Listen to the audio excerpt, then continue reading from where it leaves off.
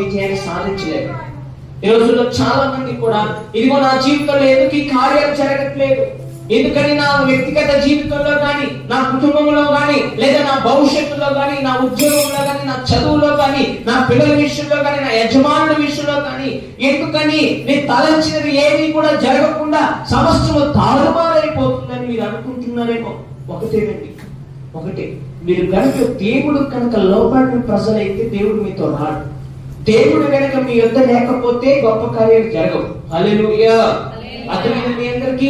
దేవుడు గనక మీరు రాకపోతే, దేవుడు గనక మీరు లోపడకపోతే దేవుడు మీతో రాడు. దేవుడు మీతో గనక రాకపోతే మీ జీవితంలో కార్యాలు జరగవు.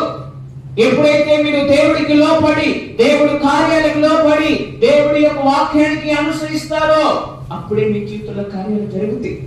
అంటే మీరు ఒకసారి విశ్వసించి చూడండి. ఖచ్చితంగా దేవుడికి లోపడే మనసు నీకుందా? దేవుడికి వ్యతిరేకంగా రూపించబడే మనసు నీకుందా? లేదా దేవుడి వాక్యాన్ని అనుసరించే మనసు నీకుందా? లేకపోతే దేవుడి వాక్యాన్ని ఏ రీతి చూపించే మనసు నీకుందా అనే దాన్ని మీరు పరిశీలించుకోవాలి.